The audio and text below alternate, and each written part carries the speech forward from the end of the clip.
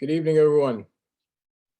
My name is James Felton. I'm Vice President for the Division of Inclusive Excellence here at the College of New Jersey.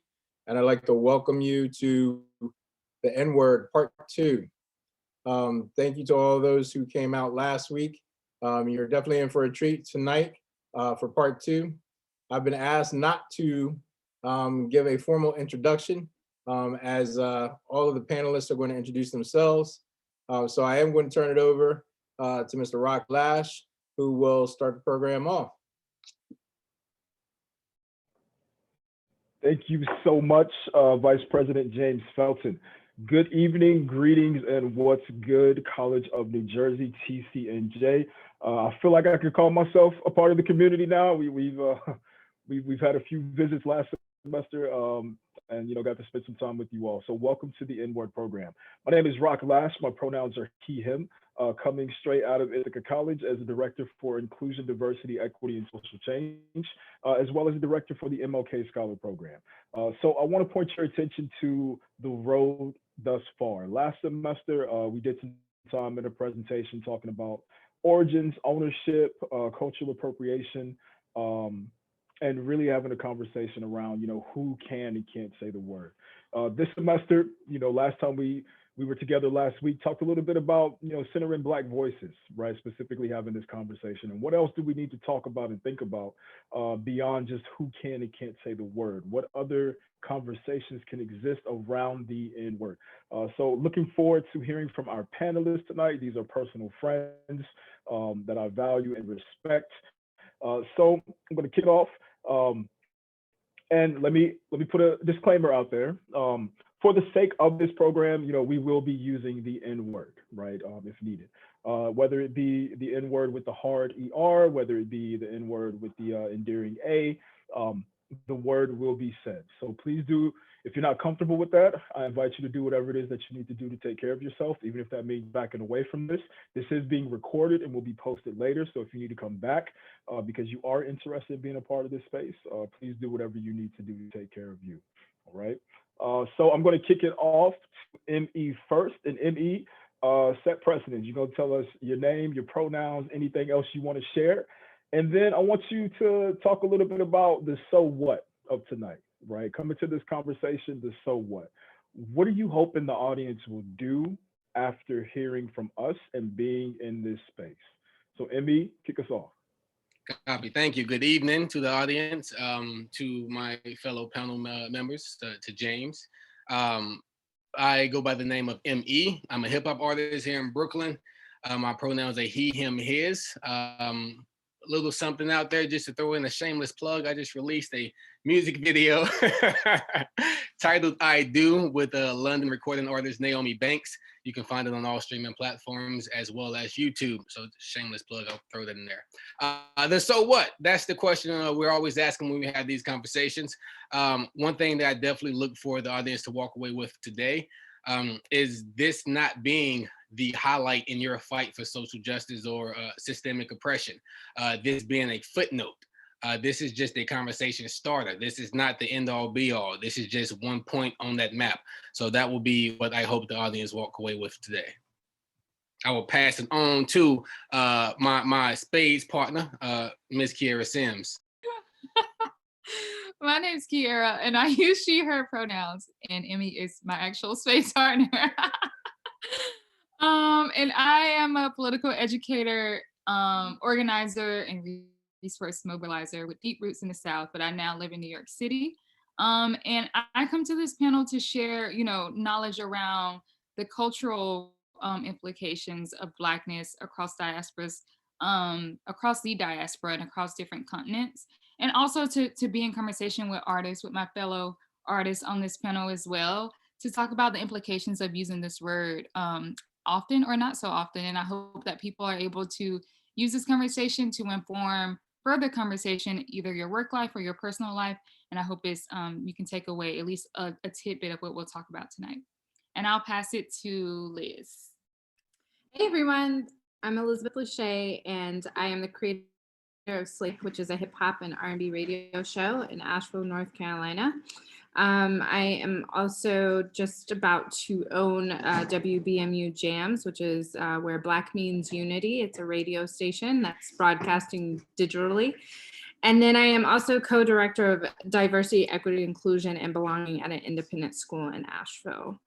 My hope for the audience today is to leave this conversation with curiosity, to seek deeper level of self-reflection, and to stop asking your Black friends what it means to be Black, or the N-word, or any type of self-reflection that you need to do for yourself.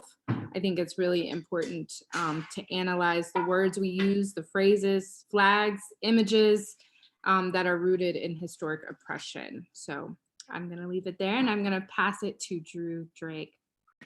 What's good, y'all? What's good? What's good? What's good? My name is Drew Drake. I am actor, poet, and teacher, educator here in New York City. I wear a lot of hats, but I'm super excited to be here with you all this evening. My pronouns are he, him, his, all of that. And for me, the thing that I want you to sit with is, one, the necessity of having these conversations in spaces, and also so that we don't have to force so much labor on folks of color, especially Black folks. And so, like, the ability for yourself to just be curious and continue this conversation on your own and doing the own work for yourself. So that's why I am super excited, and the so what for me. I'm gonna pass it back to RahK. I appreciate that. Thank you all for being here. Drew, I'm loving the Angela Davis in the background, especially, you know, all of us coming off watching Judas and the Black Messiah. If you haven't checked that movie out, get somebody's HBO password and check that out. So, Alex, if you could help us drop that first poll question. We're going to pose a question to you all. Similar to, you know, if you haven't looked at last week's question, last week's video, you know, we want to switch it up a little bit. We want to ask you questions, not questions just to have here, but questions that you could continue to ask yourself and your friends and others, you know, over time. So let's get that first poll question up. Have you ever had an intentional, proactive conversation about the N-word with your family, friends, or total strangers, right? And it's all good if the poll, you know, is not working. You know, technical difficulties are a thing in this world that we live in now. So I'm going to repeat the question again, and I want you to, you know, write it down, type it. You know, this recording will be available, but I want you to process. Take a few seconds. Have you ever had an intentional, proactive conversation about the N-word with your family, friends, or total strangers? Thank you. And thank you, Kierra, for dropping that into the chat. And when we say total strangers, like, it could be things like, you know, intergroup dialogues, right? I started my first day at Ithaca College on a day that they were doing some NCBI training. So I had a conversation about race with total strangers in a really awkward setting starting my first job. So we'll keep the poll open for a little bit.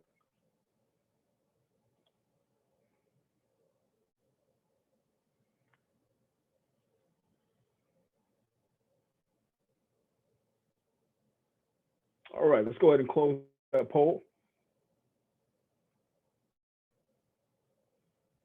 And you can take a look at the results, right? So we got 60% of people said yes, 40% of people said no. Okay, so panelists, we kick that off. Last time we were together, you know, we kind of talked about our points of engagement, right? I shared that in my presentation. You shared it. When's the first time you heard the word? When's the first time you were called the word, whether endearing or, you know, in a racial violence context? So tonight I want to ask you, have you ever had an intentional, proactive conversation about the N-word with your family, friends, or total strangers, not in this Zoom tonight? And I'm gonna kick it off first to Elizabeth Lachey. I have, stepping in my role as an educator, my job is to spark curiosity and conversation. And I actually just had this conversation with my middle school students at the Black Student Union. And it was disheartening, but I like to ask this question to all ages. And I like to lean in to discomfort because I tend to be always uncomfortable because I've never been able to have the luxury of what it means to be white and to not think about my race constantly. So I do like to have these conversations, and I think it's important, and we need to have them continuously because our values and our thoughts may change over time. Thank you, Liz. Drew Drake, talk to us. You know, I'm gonna jump in, and Elizabeth Lachey, I'm so glad you kind of brought up in the education realm. I think for me specifically, I can think of one time, actually this past year, I was teaching at this school, IS 49, which is located in Staten Island. It's located in Stapleton, which is a very like Black area of Staten Island, but the school is very, administration-wise, very white. And so I had a lot of teachers who I was in spaces with, and they were getting on their students about saying the N-word, right?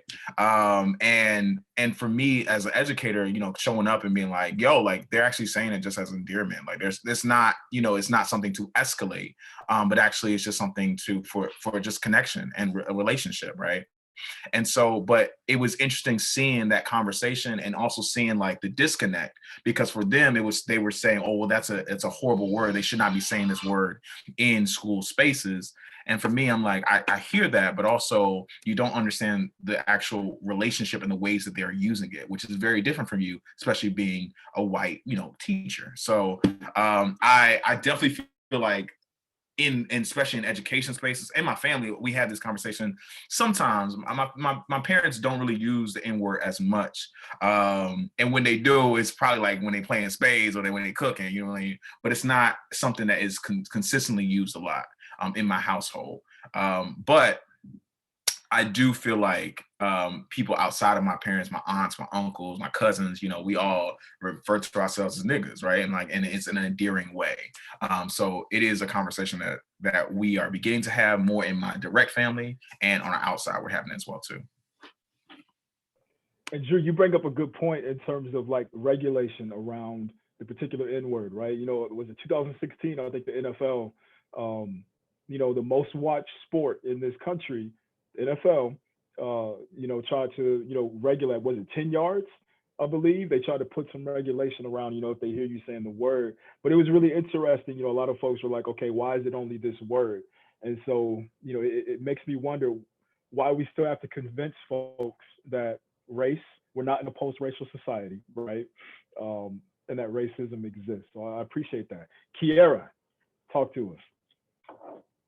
Yeah, I spent the majority or all of my education, K through 12 and college, at majority white institutions, which also meant that I have incredible friends who are not Black. So I've had a lot of these conversations just from very young about the N-word, and also wasn't as clear early in my life about the use of the N-word. And so I just also want to bring that bring that to this conversation, that throughout my life, my relationship and association to the N-word has changed and shifted, especially, you know, as RahK just brought up, a lot to do with who I'm around, how comfortable I am with you, what do you look like in terms of your race and your age, and, you know, respect and XYZ. So it has shifted for me throughout my life, and I am more of a stickler to certain people using it now.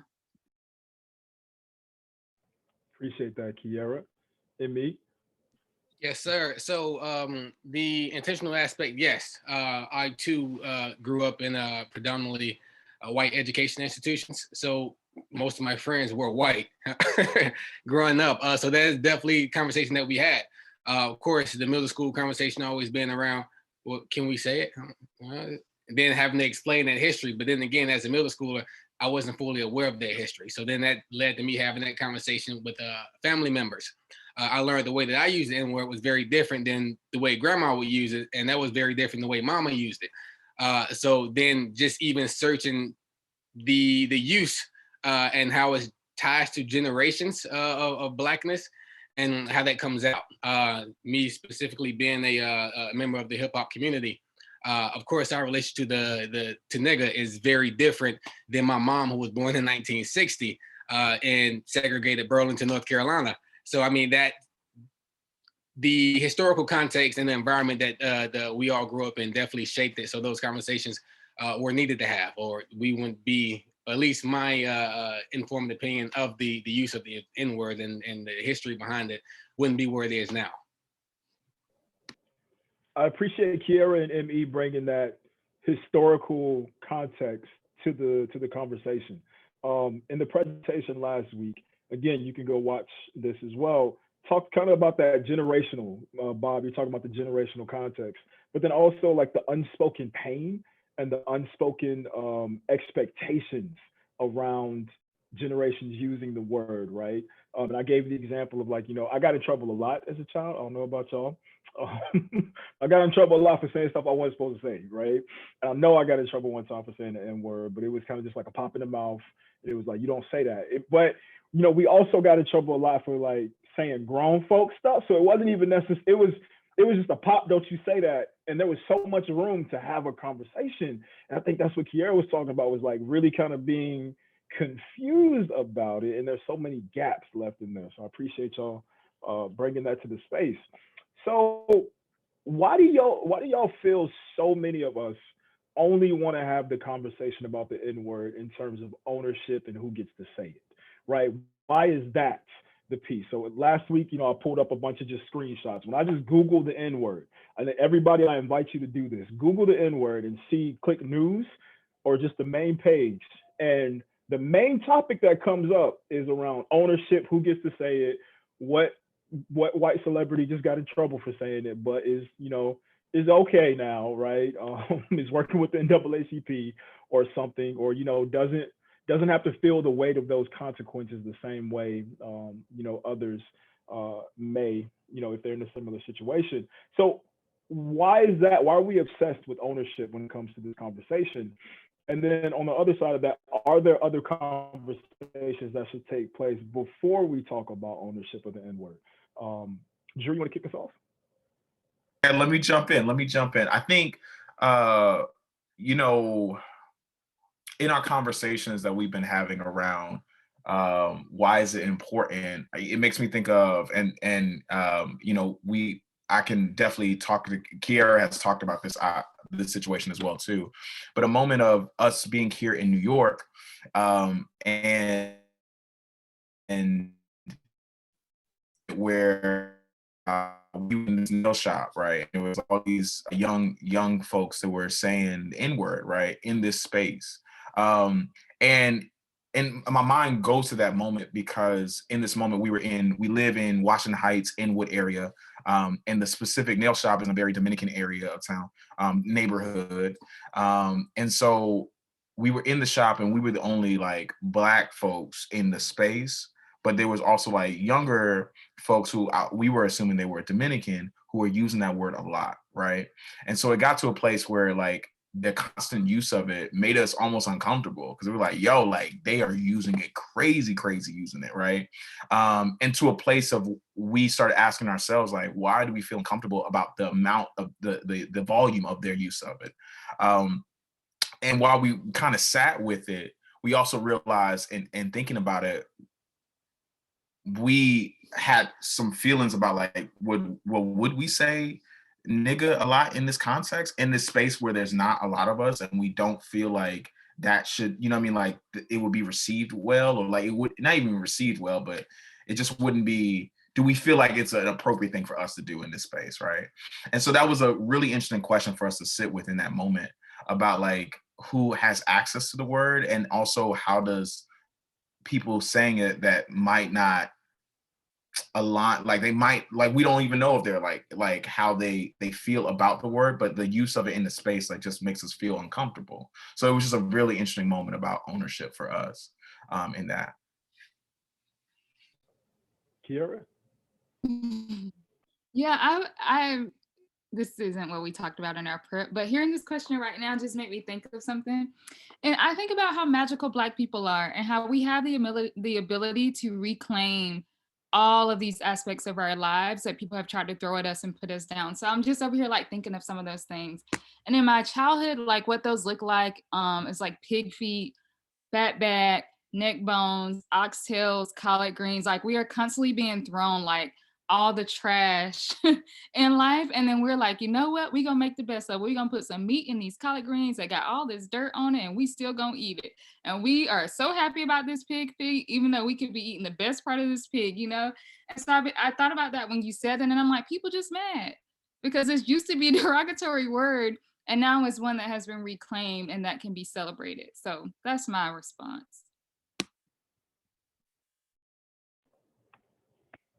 That was magical. That was magical, and I think you bring up a good point. You know, especially when we look after 1865 up until I don't want to cap it at 1965, and you know, because we know that the Civil Rights Act of '64 and the Voters' Right Act of '65, racism didn't end, Jim Crow didn't end, right? Legally, you know, okay, but we know nullification and interpositioning still happens. But that word was specifically used to directly attack Black liberation and freedom, right? Every time there was an attempt and an opportunity of seeing Black folks free, right, legally, you know, that word, the hard nigger, right, specifically being used and thrown as violence when it was in the presence of Black liberation. I appreciate that, Kierra. Elizabeth Lachey. Yes, so I definitely think that was magical. So shout out to Kierra for that. And I have really thought about this quite a bit as well in terms of like a word that is dehumanizing and diminishes identity and was used to taunt Black people for centuries. I feel like it is entitlement because every time that the conversation that I hear, whether it's from my students or what I remember when individuals would use it or ask to use it, it's like, why can't I say it? Like, I just want to say it. Why can't I say it? I just want to say it. And it's like something that someone else cannot use, and that frustration of being left out is a part of what's rooted in entitlement and what someone may perceive as, why can't I? Because I should be able to, with the restrictions. So I definitely believe that it is beautiful how we can intertwine and change a word. But then also I think it does come from entitlement. Thank you, Elizabeth Lachey. Me. Yes, sir. I think the reason ownership keeps coming up, exactly what the Miss Kierra Sims had put on the table. Also being from a musical perspective, to be quite frank, American culture, it's that's Black culture. We really dictate as a community what's in, what's out.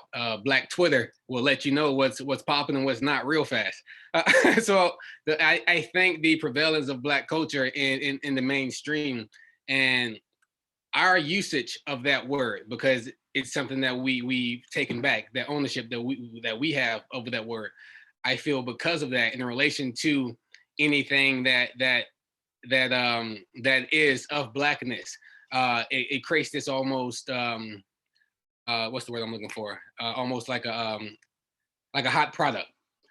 So thinking of music, I know in our prep conversation we mentioned the use of the word in music, more specifically Cardi B songs, where the N-word nigga is just seen as like an accessory.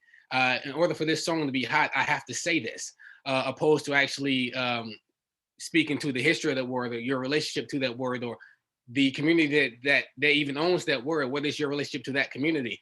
Then we get into the conversation of proximity. So honestly, my thought would be that the reason ownership keeps coming up is because of a deep-rooted colonialism in American society. I appreciate that. I'm taking so many notes. And it makes me think about, we talked about appropriation a little bit last time. And, I think about so many phrases and how they find themselves into, what we deem mainstream, but their origins are kind of like Kierra was talking about when we talk about, what we were given and kind of things that we had to do to survive and things that were seen as less than, right? So words like lit, now it's the blank for me, right? Or shade, tea. Like those are like things that used to happen, where folks would deem us less than for the language we use, the colloquials. And even like, when I go home, I say I'm bilingual, because if I talk to my grandma, I can't talk to my grandma like this, right? She could be like, first off, you're talking too fast. Second off, like, it's different, right? Ebonics is cultural, it's not remedial, right? But then I'm walking by, I was in Ithaca, and I'm walking by and I see like a flyer that's like, it's the blank for us, come join the such and such. I was like, oh, okay. It's just really interesting to like, okay, So some, bigger conversations pointing back to what we talked about last semester with appropriation. So, Emmy, thank you for bringing up the case of one I like to call Cardiff B. A great Shakespearean poet. No, I love Cardi B. Sometimes. So the question I want to ask is the N-word, nigga, is it only being appropriated when white folks use it? All right. And specifically thinking about non-Black POC usage. And Kierra, you kind of talked about this, Drew, you kind of talked about this proximity to Blackness, right? And Kierra, I think you captured this beautifully when you talk about Blackness.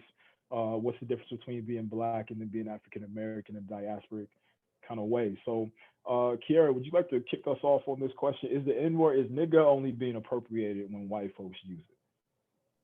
My response to that is no. I feel like if anyone that is not Black is using the N-word, then it's not appropriate. And I will say that I come from, my hometown is Spartanburg, South Carolina. So I'm from the South, and I'm from a small town in the South. And so that is a different experience versus the one where Drew Drake was talking about being in the nail shop in a large city like New York City, where young people of all colors are just dropping the N-word everywhere because of the music they listen to, and just because of being in a bigger city around more people. I don't know what their experience is. So my answer is just blatantly no. I think that if you're not Black, you shouldn't use the N-word, and you shouldn't ask permission and or seek over and over again for permission to use it. Thank you, Kierra. Elizabeth Lachey. I agree with Kierra, and I've lived in the Bay Area for some time, and I was surprised by individuals who weren't Black that would use the nigga, and I was like, oh, whoa, this is a new situation here, and I had to sit with it and figure out why I responded the way I did, and then also why the individuals who used it were using it, and where was the power dynamic, and was I trying to just monitor how the word was used? And then I realized, yes, after the self-reflection, is I deeply don't think anyone who is not Black should use that word. Thank you. Emmy. Yes, sir. Quite frankly, Elizabeth Lachey and Kierra Sims said it perfectly. That is the rule. Now the question then becomes who is considered Black and how are we asking, or how are we getting this information? For instance, I've known you, RahK, since my freshman year in college. I never sat down with you and said, hey, where's your family from? Do you consider yourself Black? Or can you actually trace to the plantation that you're from? Like, we never had that conversation, but I know that we use the word with each other. So it's like, who's given that permission? Even in what is assumed to be Black, the environment. So I think that would be the further question, because we already know the rule is anyone who's not Black shouldn't be saying it, period. So I think the next step would be, okay, so what is considered Black in America? And that's so true. I lived with you for a year. My senior year, I'm like, dang, there's so many conversations we never had. So you know what? In this next year of our friendship, we're gonna sit down and have these conversations. I have so many questions for you. And don't leave me on red when I text you. I know how you are. We're gonna make some waffles to it. All right, okay. Drew Drake.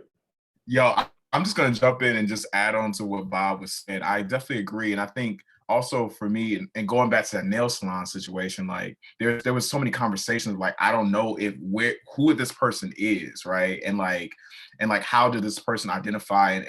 And oftentimes we don't have those conversations, so we would never know.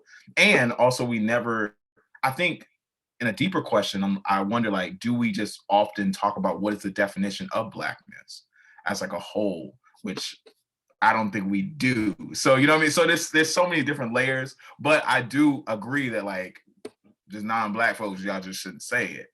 But I think there is follow-up questions that should be coming up that I think sometimes we just kind of ignorantly sweep under the rug. So let's go ahead and drop that second poll question for the folks in attendance. And the question is, how often do you have intentional dialogue with your family, friends, or once again, strangers in different spaces, whether it's a training, whether it's a program like this? How often do you have those types of conversations about your racial identity or identities? And I want to say intentional, right? So often, I said last time, oftentimes we come to the table to talk about, and we can go ahead and close that poll. Oftentimes we come to the table and talk after something has happened, right? I've done inward programs on my campus after something has happened. I've done racism workshops after a faculty member or a staff member or a student has gone viral for saying something. I've done consent workshops after something has happened, but intentional and proactive before the fact. I'm gonna end that poll.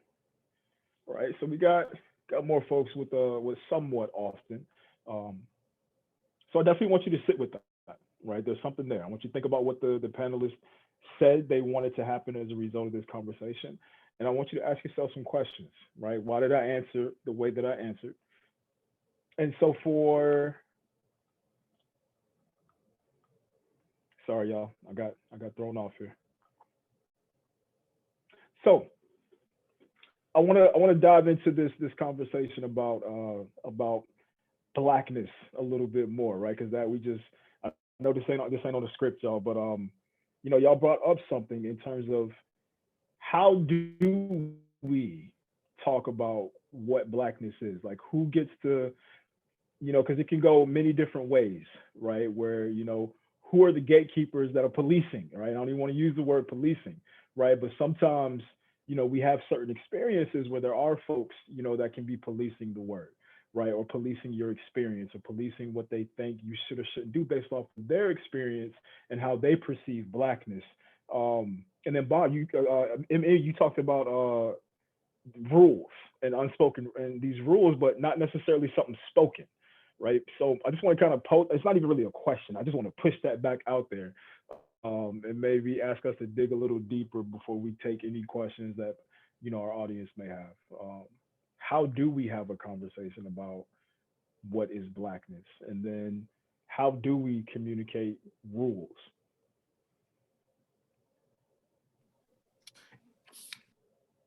Okay, let me jump in. I'm gonna jump in. I think just on like a real like easy tip, I think oftentimes we're like looking at like one complexion, right? Like we're like how dark are you? You know what I mean? Like where are you at on this scale, right? And I know that also like in ways it like it's so interesting because it's like there's and I keep going back to our experience here in New York City because I think it's a very interesting place, and especially like in communities like Inwood and Washington Heights, right, where we're in spaces where there is like even a lot of anti-Blackness in the Latinx community, right? And so like there's all these like different ways that we look at folks, but we don't in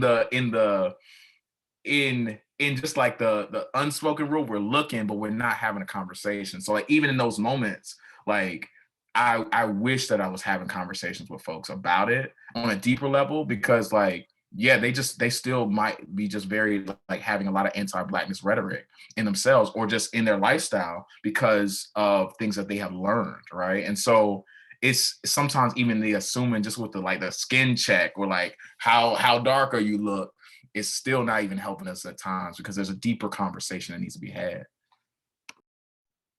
I definitely agree. I will say that the conversation is something that we would have, of course, amongst ourselves in our own community, as far as what that looks like. That's something for us to decide, and this wouldn't be the place for that to happen.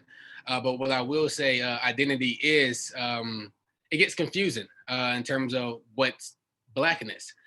Consider the fact that, for instance, my family were descendants of enslaved people in North Carolina, whereas I didn't realize I actually had to verbalize that. I was in Brooklyn in front of a class of middle school students who were asking me what's my nationality. I'm like, American. They're like, no, but what country is your family from? American. But I didn't know what specific country because that history was erased. So now we're here with this idea of identity. There's actually a beautiful piece that the RahK put into the resource that Alex shared not long ago on his bibliography of Kwame Ture and a few other panelists who were asking what's in the name. So it was based around the 1989 conversation, and someone was proposing to the Black community that we change our name back to African American opposed to being called Black. And then the point that comes up is, okay, so yes, that's okay, but even with that name, what does that mean for us as an identity, as a culture? Considering that was taken away. So where does that start? Are we starting with slavery? That can't be the fact, because then all we've known was pain. So then we get into a deeper conversation. Okay, so this is our identity. Who is constituted in this identity? Is it just people who are born of enslaved, the descendants of enslaved people in America? Because that's the case, my Trinidadian friends can't say the N-word. Even though there was slavery that happened in Trinidad, it's the reason they were there to begin with, given the transatlantic slave the route. But that's the question that I feel it becomes tricky, because identity is tricky because of our history here in America. Ooh, thank you for saying that, Emmy, for sure.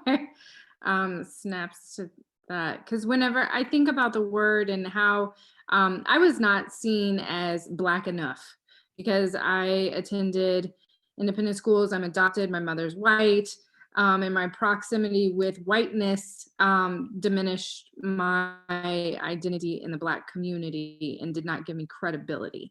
And so, one, I feel like I earned the ability to say it because of the way in which I was seen by society. And it did not, even though I was adopted by white people, it did not stop me from getting the abuse and the trauma and all of the racial things that came to me. So I think it is interesting, because when we talk about the Black community and how Black you are, or are you Black enough? I've been on both sides of being too Black and not Black enough. And how does that show up when I'm allowed to say the N-word? And also, how do I view other people as well? I don't want to assume someone else's identity, because we are multifaceted. We are a mosaic of multiple different things. But yet, if you are not Black, or through the variety of Blackness, just don't say it. So it goes back onto what we were having a conversation before. So it's very complicated, and it's something that takes lots of reflection and changes over time.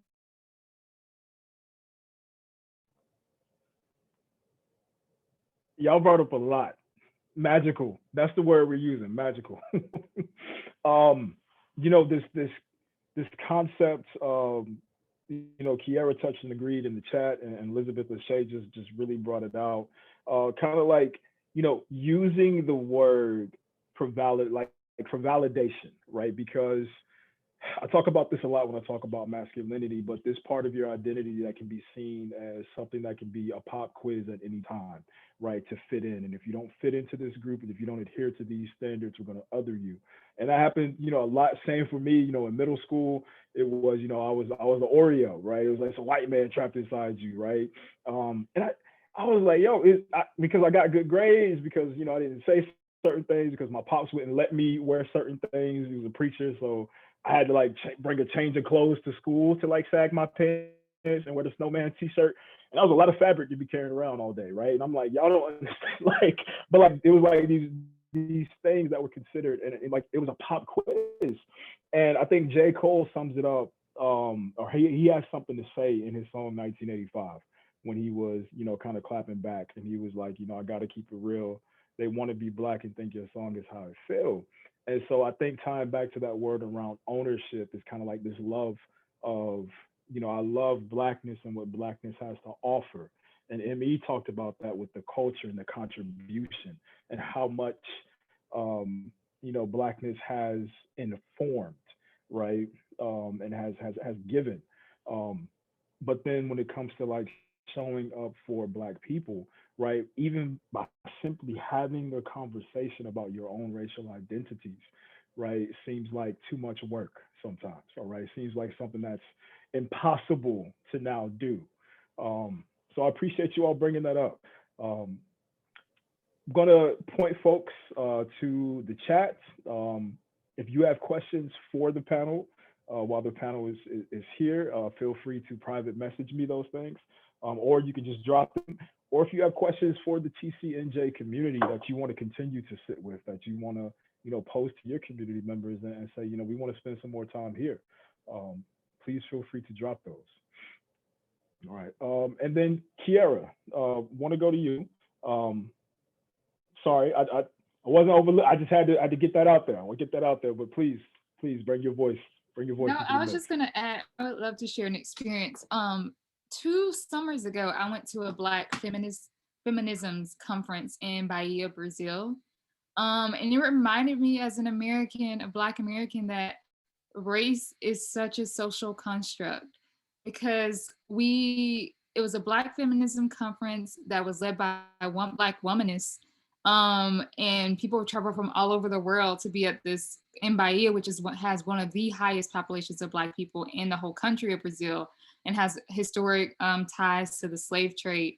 And then I walk in the room and I'm like, are these people Black? Oh, and I just remember thinking that to myself. And then we had this whole, you know, session around the history of Blackness, still to this day in 2021 in Brazil, and who's deemed Black, like federally, not just on like a community level, what we're talking about right now, but at a federal, national level of like, what do you check? Like people were fighting to get Black as a checkbox under identity, you know, on national pieces of paper that mattered. So it just reminded me over and over again for 7 days straight around my stuff around Blackness, and also how this conversation is so, you know, American centered, because I also have the pleasure of running or help running a study abroad program where some students come from all over the world to gather for 3 weeks in the US South with me.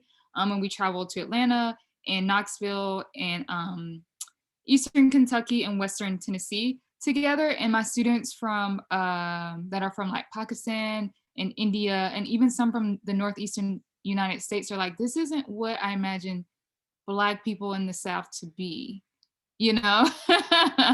And so it's just so the construct that's created through either media or like public images, but also like instilled it on us, even as Black people from an early age. It's so, it's so constructed. It's the only word I can think of.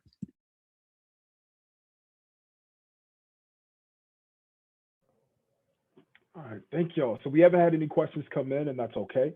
So I just want to check in with the panelists before we go to closing thoughts from each of you. Do you have any questions for each other to throw out there in the few minutes that we have remaining? If not, it's okay. You don't have to force it. But if you had any like, you know, points that you're like, nah, we got to go back to that. Elizabeth said that. We got to talk about that a little bit more. Just want to open up that opportunity first. I got a question, and it's definitely for Elizabeth Lachey as well too. I just would love to know, like, what was that experience where you didn't feel like Black enough to say the N-word? Well, it's definitely because I was processing as you all were talking about it today, It's hard. I mean, it was like, okay, but now I'm invited to the cookout. Like, but I wasn't invited to the cookout before because I didn't make the cut. And so it is interesting, and I might be having to process that off camera later. But with that being said, you know, it is like, how do we get out of that? How do we get out of shaming and showing that you are not enough just based upon like your upbringing or the way you talk or the way you walk, the way what you listen to, what you want to do, if you like to watch anime, that there's so many things that I'm watching my students navigate through that the conversation of, well, that's white, like, who made that? Like, how did we get that? Because I'm allowed to be exactly who I am and whatever that means that I am, and I am still Black. So to answer that question, it's a lot deeper, but I'll process it with some wine and after this session and get back with you, Drake.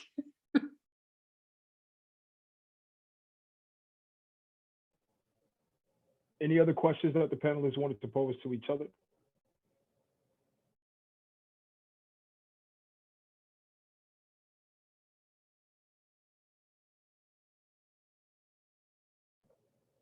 Okay, so I got one question that came in that says, so why are some words that have been used over time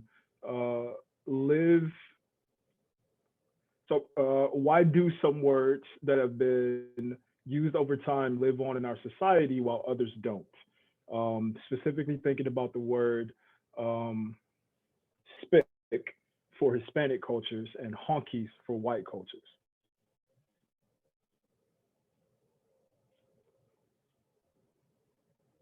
And I can repeat that again, and whoever wants to chime in. So why do some words that have been used over time live on in our society while others don't? I can't necessarily speak to the derogatory term used for the Latin people or honky. But what I can say is that one reason I feel that the N-word nigga is still around, still in conversation, is not only due to the reclamation of the Black community for that word, but the history behind it and the history of slavery in this country and how that word was created, the process in which that was created, and now the evolution to what we are at now.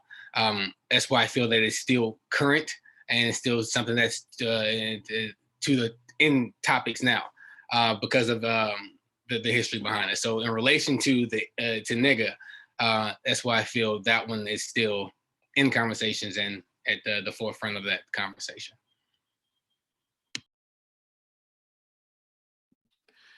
You know, I'm thinking for me, I think especially with like honky, I think it's like connection to association with power.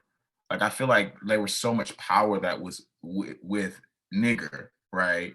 And I feel like the people who have the connection, that proximity to that power, versus now it's like us as Black folks trying to reclaim that word that was used as damaging, but still in a way that we're still marginalized from it, and we're trying to reclaim ourselves. And so I don't know. I think this, like, and I definitely don't know about the other word as much, but with honky is just an interesting word just because I feel like who is saying it and the power that person possesses. And I'm saying specifically to white people.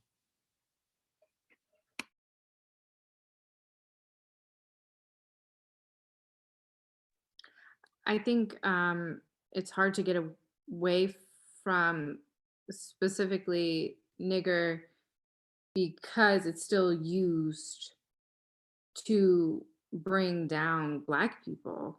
And it's not something that is just happening once in a while. Like I see these things happen in the news. I've heard it working at a school. I've heard it. I'm still having to deal with these issues, and it's not something that I'm hearing when we use the word honky. And so it's a little bit intertwined with both what Drew Drake said and ME. But but it's still happening and it's consistent. And it's still meaning that you are less than, and I'm going to use this to hurt someone else or Black individuals.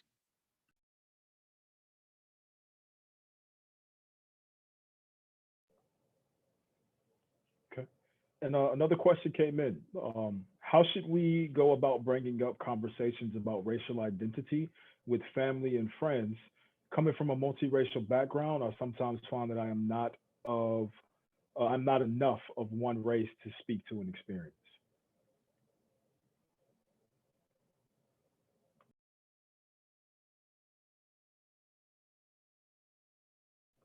Yeah, I often, this question of not being enough comes up a lot, even for people who are presumably enough of one race.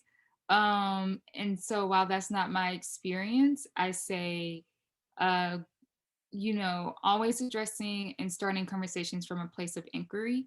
So not necessarily like accusation or, yeah, just coming at it, questioning why do you use that word? Where did you learn it? When was it? Who said that was okay? Who deemed that okay for you? And why do you continue to use it? Usually invites people to be more open and in conversation with you about it. And last panel, we had this conversation about cancel culture. And I also tell my students that some people can't be saved. So you can have this conversation and come from it for a place of inquiry. And I challenge you to try to have the conversation more than once. But people who don't want to be moved can't be moved. And so as long as you've done your part in good faith, and have shown up with lots of courage and inquiry, I think that's enough. I would also like to add, how can I put this? Being the Black, I don't have the same experience as someone who's biracial. But when it comes to, for instance, I feel like once every quarter question from a white friend of mine to say, hey, can I use the N-word? Don't necessarily feel that that responsibility to educate is solely yours. Google is our friend. So to what extent that you're comfortable, but also as Kierra said, some people, if they do not want to be moved or to learn or to receive the information that you do educate them with, feel free to say, you know what, no, because it's damaging to have to keep identifying who you are for people who are not going to respect that regardless. So that would be my 2 cents. Yeah, I'll jump in and just add to that. I think also as we're having these conversations, starting from the I is so like helpful, because it also from a place of like not questioning what someone else is doing, but being more transparent about the things that you're thinking specifically for you, and allowing that to be the starting space so that people can feel comfortable to have these types of conversations. Because it's muddy. You know, I mean, it's not an easy conversation. It's not a comfortable conversation at times. But I think the willingness for someone to be brave enough to say, like, this is where I am sitting right now, and the questions I'm having, I feel like it just allows people to put the walls down to kind of have like a ripple effect of transparency. And I would also say to add to what the panelists have said here, that inquisition without necessarily sacrificing yourself in the process, right? I'm still battling certain things internally where when I come to certain conversations, I notice that I'm shrinking inside myself for the other person because I want them to feel, 100. I'm pulling certain punches and I'm like, man, am I having the conversation or am I dancing around it? And so I say that to say, take care of yourself first, right? If there are certain questions, you need to ask yourself. Don't feel like you have to take on the role of educator and take on the weight of doing all of that. And to that piece, use what you have, right? Whether it's Netflix, right? Whether it's sitting out watching Netflix together, right? Where there's something that's happening in front of you that, you can flow off that a little more organically and talk about what just happened, right? Or music or art or programs like this, right? Specifically, if you're students and you're wondering, how do I have this type of conversation? I didn't start having conversations about my gender and about sexual violence until my freshman year of college, when a group of my friends, our dean of students, was amazing, and she was like, "I want y'all to come to this program," and we was like, "Dope!" So we went together to the program, and it's a program, as like, we were a group of like 6 men who had never had a conversation about gender and our role as men and how we contribute to sexual violence, specifically against women, until we went to that program together.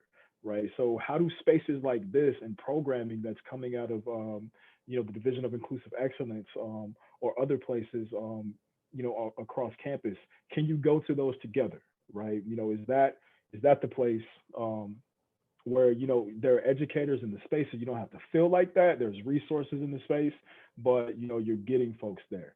So it doesn't even, necessarily have to be like a SNL cold start, where it's like, all right, all right, y'all, we're gonna talk about this, right? If you want to do that, you can definitely do that. I've done that before. It was like, no, we're gonna talk about this. But there are multiple ways to approach it, and don't necessarily feel like you have to get everything in one shot, right? That one conversation isn't going to be the end all be all, right? If you're a student specifically, with other traditional age students, you're talking about 18 to 22 years of socialization, believing a certain type of way or not believing a certain type of way, or not having conversations. You're not going to undo that with, one talk. All right. So I'm going to, Hey, RahK, I got one more question. yeah, I got, okay. I'm reading one more question. So go Okay. ahead, Drew, and then we'll take this last question and then we'll wrap up. Okay. My question is for Kierra and Elizabeth, and maybe really all of us.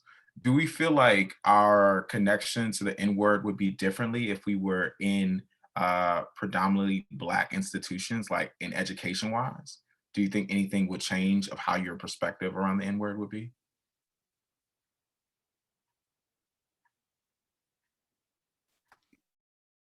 I think that's a great question. I think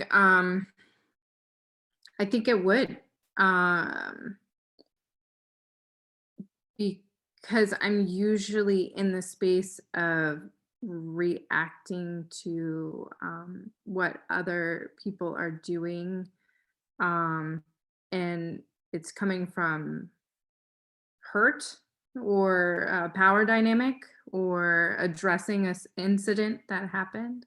And I also think, when I think of the N word, it is like nigga, like it is a cookout. It is like we're like a word of endearment, depending on how you feel about the word. And I think being at an HBCU or a predominantly Black institution, it would change my view.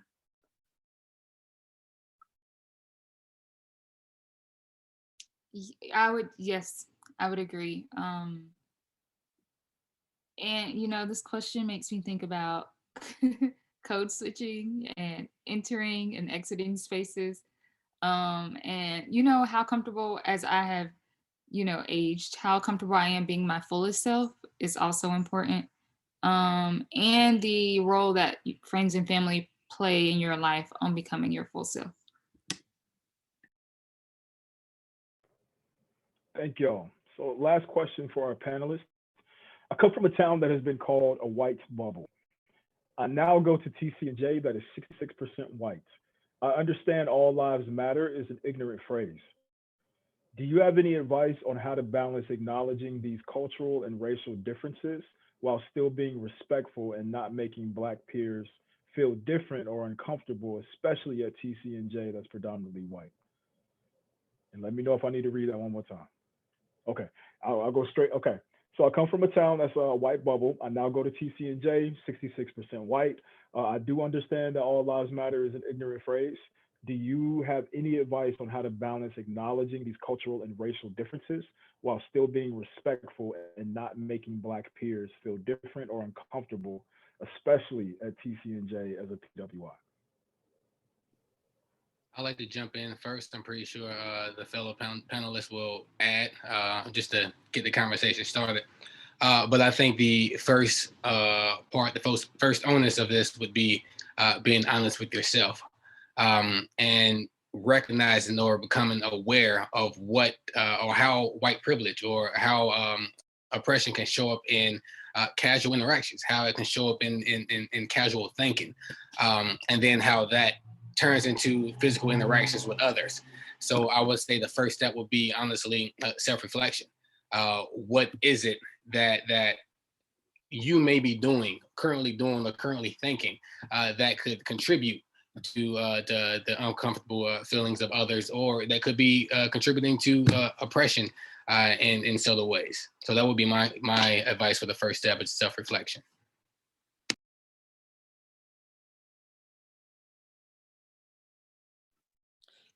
Yeah, I mean, it all goes back to what I started the conversation with you all leaving today from this panel of self-reflection, and going back onto what Emmy just said.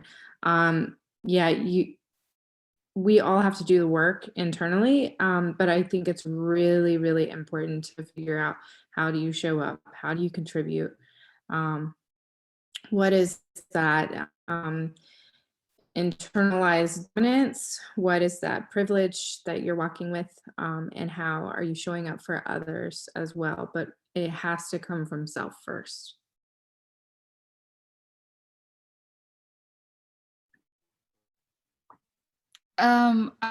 So I'm on this panel right now about the N word, and I feel like I should. So I have white friends. I love Black people, and one of my longest friends in the whole life is a white woman. You know, like I am an organizer, and actually my roots in organizer started in a very small mill town in South Carolina called Glendale, where I was the only Black person doing door knocking with all of my peers to get people excited about what was happening in the community, in the neighborhood. And so for me, when I think about what's possible in this world, it also includes more than Black people. And so you have to find people who also believe that what's possible in this world also includes people that also don't look like them. So it's about like, what is the collective liberation? What is the image that the people around you want for this world? And what do you want for this world? And is that aligned? And then I would also say, get you a mentor, be that a professor, a staff member, a faculty member, or someone, you know, at an after school program or church or XYZ that you can go to ask questions, and not necessarily continue to put some of those questions on your own friends.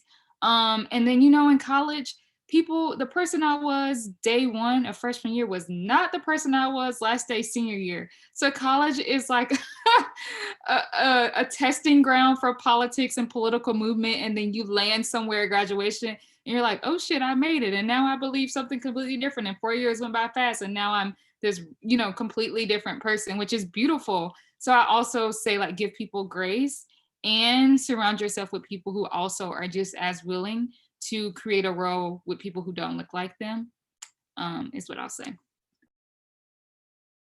Yeah, I just the kind of 2 cents that I think, you know, just allowing yourself to, one thing about like Dr. Yolanda Ruiz, who's a dope teacher of like cultural responsive education.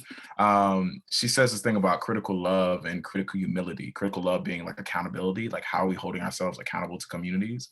And then critical humility is like looking at the ways that we show up in both marginalized and privileged statuses in different situations, right?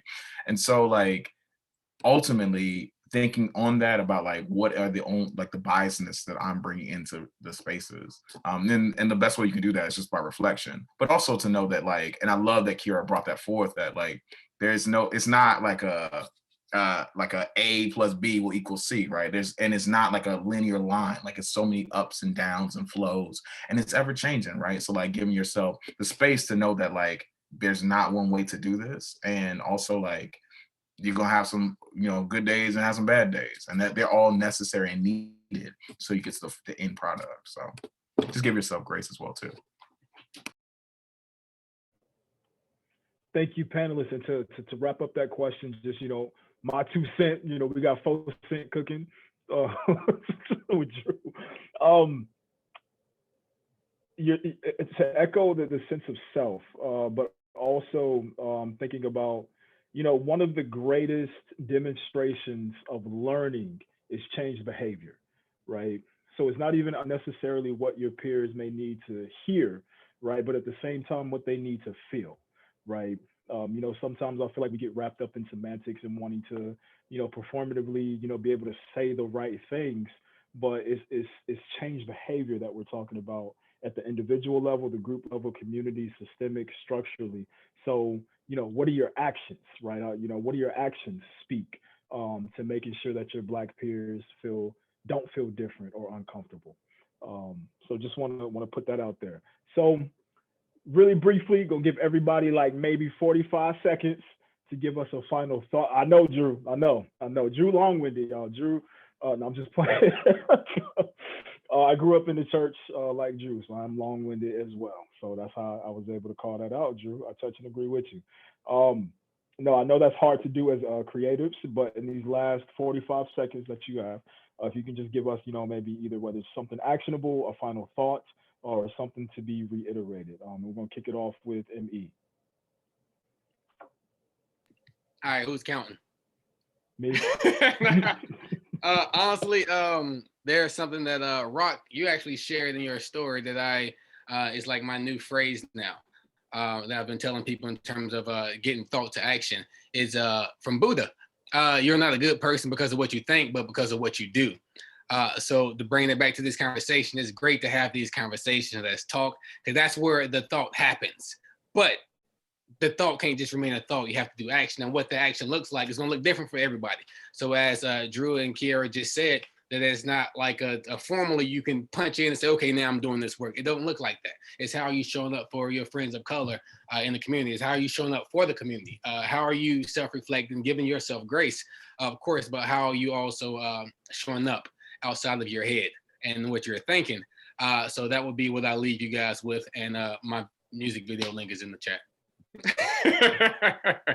Thank you, ME. Kierra Sims. I will say, sometimes you learn incredible things from people who don't look like you. And, I think about my second year in college, my Malcolm X class in the sociology department was taught by an elder white man who was probably in his early 60s, who was so down for Malcolm X. And so sometimes we get into like race politics and race relations. And I'm not saying don't hire Black and POC faculty and professors at your school. That's not what I'm saying. It's not giving you a pass. But what I am saying is that there are opportunities to learn from people who are adjacent and or in allyship with different communities as well. And I'll pass it to Elizabeth Lachey. I would just say to keep going, keep learning. And this is a continuous lifelong progression. It gets exhausting on all levels. And so just be mindful of that. So self-care is real, but then also just making sure that you are finding resources and making connections. And I'm passing it to Drew. Drew Drake. Yo, I'm gonna jump in and like it's hilarious that Kierra was talking about Malcolm X because that's really where I was about to go, and just valuing people, man. Like everybody's needed at the table, and the value of like each other is so needed.